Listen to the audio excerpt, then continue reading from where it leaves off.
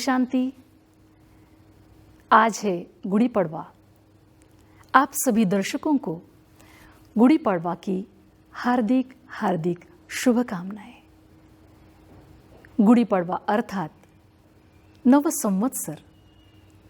सामान्य अर्थों में नव संवत्सर का अर्थ है नव वर्ष का पहला दिन।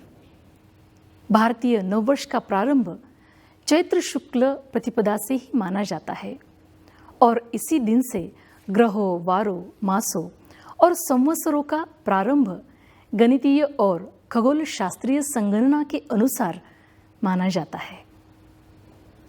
चैत्र मास की शुक्ल प्रतिपदा को गुड़ी पड़वा या वर्ष प्रतिपदा या उगादि युगादि कहा जाता है।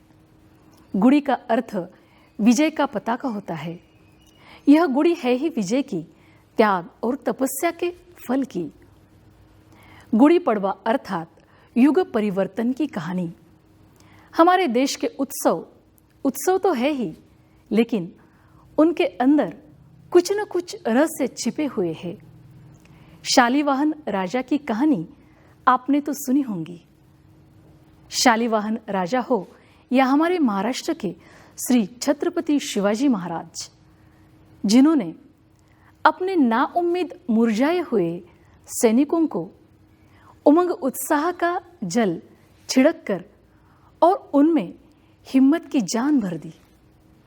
हिम्मत उमंग उत्साह के सहारे सैनिकों ने शत्रुओं के ऊपर विजय प्राप्त की और उसी विजय का प्रतीक घर घर में आनंद से गुड़ी खड़ी करके गुड़ी पड़वा मनाया जाता है। जहाँ जहाँ सफलता की बात आती है, चाहे वह रामायण की कहानी हो या उज्जैनी सम्राट विक्रमादित्य द्वारा विक्रमी संवत द्वारा प्रारंभ हो, आनंदोत्सव या विजय उत्सव गुड़ी का प्रतीक रूप में दिखाया जाता है। दूसरा, ऐसी मान्यता है कि इसी दिन ब्रह्मा जी ने सृष्टि की रचना की। इस त्योहार के पीछे नैसर्गिक, आध्यात्मिक, ऐतिहासिक, वैज्ञानिक कारण है। ऐसे दिखाते हैं ब्रह्मा जी देवता होते हुए भी बूढ़ा तन, 1000 भुजा वाला, 4 मुख वाला दिखाते हैं। ऐसा देखा जाए कोई मनुष्य नहीं जिसे 4 हाथ, 1000 भुजाएं हो। इसका आध्यात्मिक रहस्य यह है, स्वयं छठे तत्व में रहने वाले निराकार ज्योतिर्बिंदु परमपिता परमात्मा इस सृष्टि चक्र के कलयुग के अंतिम समय में जब मनुष्य आत्माएं जन्म लेते लेते पतित बन जाती है, जिनके अंदर का चैतन्य प्रायलोप हो गया है, निराश हो गए, अर्थात बाह्य आकर्षण में फंसे हुए, उत्साह नहीं, ऐसे कलयुगी समाज को नए संकल्पों से सृजन अर्थात जागृत करने के लिए स्वयं परमात्मा एक साधारण बूढ़े तन में प्रवेश करते हैं, तो उस शरीर को ब्रह्मा नाम देते हैं और ब्रह्मा द्वारा सतयुगी नई दुनिया की स्थापना करते हैं और मनुष्य आत्माओं को ज्ञान और योग के बल से पवित्र बनाते हैं। उनके अंदर नवचैतन्य भरकर विकारों पर विजय प्राप्त कराते हैं और सतयुग नई दुनिया में जाने लायक बनाते हैं। इस विजय की पताका को ब्रह्म ध्वज भी कहते हैं। इसकी ही यादगार गुड़ी पड़वा के रूप में मनाते हैं। जो आत्माएं इस ज्ञान और योग से अंदर बाहर समान माना स्वच्छ बन जाते हैं, उनका जीवन तो चमकेगा ही। वे जीवन की ऊंचाइयों को छू लेते हैं और सब के लिए उदाहरण मूर्त बनकर विश्व परिवर्तन का कार्य अपने उच्च विचार की धारणाओं से, शुभ भावनाओं से सबका कल्याण करते हैं और उसे सफलता मिलती है। इसका ही यादगार उल्टा कलश ऊंचाई पर गुड़ी के ऊपर लगाते हैं और इसी राजयोग की शिक्षा द्वारा सतयुग में कंचन काया शरीर मिलता है। उसकी निशानी यह रेशमी वस्त्र गुड़ी को दिखाया जाता है।